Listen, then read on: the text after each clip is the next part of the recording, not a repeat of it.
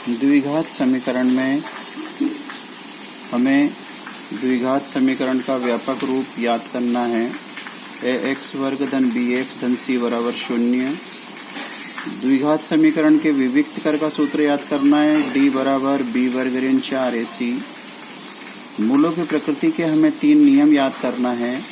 जब विविक्त कर b वर्ग ऋण 4ac का मान 0 से बड़ा होता है तो द्विघात समीकरण के मूल वास्तविक होंगे, दोनों मूल अलग अलग होंगे और मूलों का अस्तित्व होगा। b वर्ग ऋण 4ac विविक्त कर का मान 0 से छोटा होगा तो मूल वास्तविक नहीं होंगे और मूलों का अस्तित्व नहीं होगा। विविक्त कर b वर्ग ऋण 4ac बराबर 0 होगा तो मूल वास्तविक होंगे और दोनों मूल बराबर होंगे और मूलों का अस्तित्व होगा।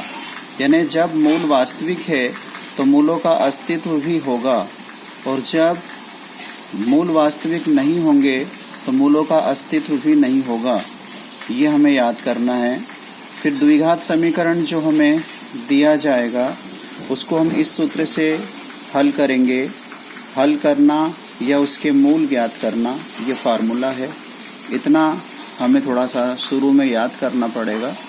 इसके बाद फिर हम द्विघात समीकरण को सूत्र विधि से हल करेंगे और पहले देखेंगे कि उसके मूलों का अस्तित्व है या नहीं। अस्तित्व है या नहीं इसके लिए हमें b वर्ग ऋण 4ac विविक्त कर का मान निकालना पड़ेगा। विविक्त कर का मान 0 से बड़ा आएगा तो मूलों का अस्तित्व होगा। विविक्त कर बराबर 0 आएगा तब भी मूलों का अस्तित्व होगा। 4.3 का हमने पहले का पहला द्विघात समीकरण लिया है। जो समीकरण में दिया गया है उसकी हम द्विघात समीकरण ax वर्ग धन bx धन c बराबर 0 से तुलना करवाएंगे तो x वर्ग के गुणांक बराबर हो जाएंगे। देखेंगे a बराबर 2, x के गुणांक बराबर हो जाएंगे, b बराबर देखेंगे ऋण 7 और अचर पद भी बराबर हो जाएगा c बराबर 3।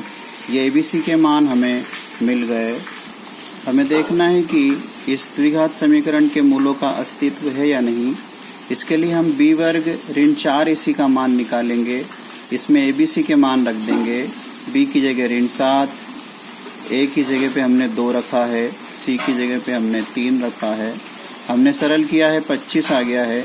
b वर्ग ऋण 4ac का मान 25 आया है और 25 जो है वो 0 से बड़ा होता है। 0 से बड़ा यानी जितनी भी धनात्मक संख्याएं होंगी वो 0 से बड़ी होगी और जो ऋणात्मक संख्याएं होंगी वो 0 से छोटी होगी।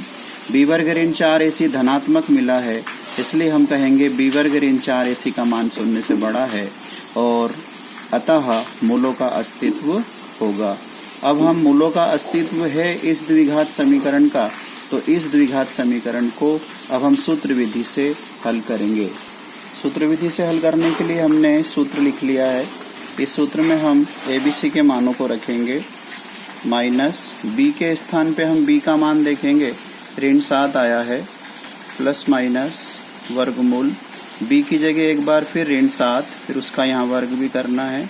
ऋण 4 गुणित a का मान हमारा कितना आया था, 2 आया था। c का मान हमारा 3 आया है। 2 गुणित a का मान हमारा 2 आया है। अब हम सरल कर रहे हैं। ये ऋण में ऋण का गुणा धन हो जाएगा। करनी के अंदर 7 का वर्ग 49 हो जाएगा।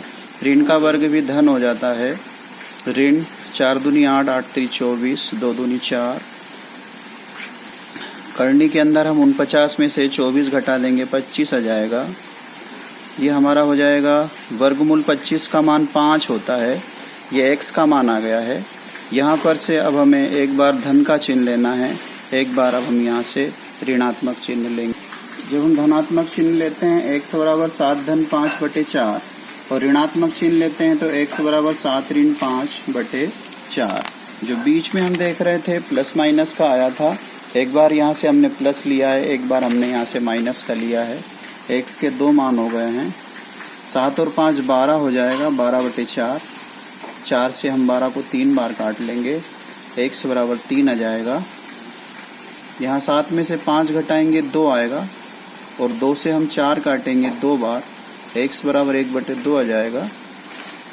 इसलिए जो हमें द्विघात समीकरण दिया था उसके हमें मूल ज्ञात करने थे और उसके मूल हो गए x बराबर 3 और x बराबर 1/2। समीकरण के दो मूल हो जाएंगे 3 और 1/2।